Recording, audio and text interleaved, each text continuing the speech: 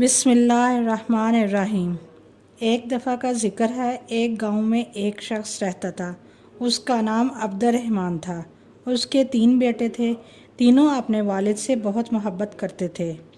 عبد الرحمن بھی اپنے بیٹوں سے بہت محبت کرتا تھا۔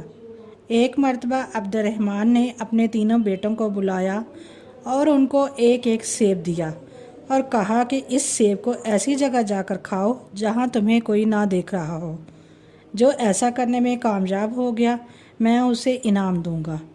تینوں بیٹے والد کو اللہ حافظ کہہ کر اور ان سے دعائیں لے کر گھر سے نکلے۔ دوسرے دن عبد الرحمن نے پھر بیٹوں کو بلایا اور باری باری سب سے پوچھا۔ سب سے پہلے بڑے بیٹے عبداللہ سے پوچھا، کیا تم کو ایسی جگہ تم سیب کھانے میں کامیاب ہو گئے جہاں تمہیں کوئی نہ دیکھ رہا ہو؟ عبداللہ نے جواب دیا، الحمدللہ ابا جان، میں نے وہ سیب ایک درخت کے پیچھے جا کر کھایا، وہاں مجھے کوئی نہیں دیکھ رہا تھا۔ پھر عبد الرحمن نے اپنے دوسرے بیٹے سے پوچھا، یوسف تم بتاؤ تم نے کیا کیا؟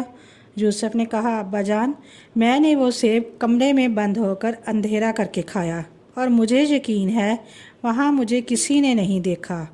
عبد الرحمن نے تیسرے بیٹے سے پوچھا، سلیم تم نے کیا کیا؟ سلیم نے کہا، ابا جان، میں نے کتاب اسماء حسنہ میں پڑھا ہے، اللہ کا ایک نام ہے البصیر، ہر ایک کو ہر حال میں دیکھنے والا۔ میں نے بہت سوچا اور تلاش کیا لیکن مجھے کوئی ایسی جگہ نہ ملی جہاں میرا اللہ مجھے نہ دیکھ رہا ہو۔ اللہ تو ہر جگہ موجود ہے، اس لیے میں یہ سیب نہ کھا سکا۔ عبد الرحمن اپنے سب سے چھوٹے بیٹے کی عقل مندی پر بہت خوش ہوا اور اس کو انعام دیا۔ پھر عبد الرحمن نے اپنے بیٹوں سے کہا، میرے پیارے بیٹو، بے شک اللہ ہم سب کو ہر وقت ہر جگہ دیکھتا ہے، ہماری باتوں کو سنتا ہے اور جو خیالات ہمارے دل میں آتے ہیں ان کو بھی جانتا ہے۔ وہ علیم بذات الصدور، یعنی دلوں کے چھپے ہوئے رازوں کو بھی جانتا ہے۔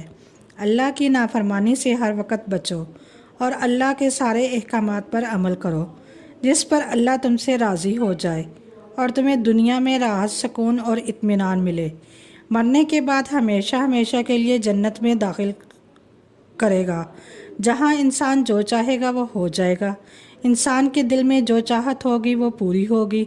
جنت میں ہم ایک پرندہ دیکھیں گے، اس کے کھانے کا جی چاہے گا تو وہ فوراً بھن کر پلیٹ میں آ جائے گا، پھر اس کی ہڈیوں پر اللہ دوبارہ گوشت اگا دیں گے اور وہ اڑ جائے گا، تو وہاں جنت میں مزے ہی مزے ہوں گے۔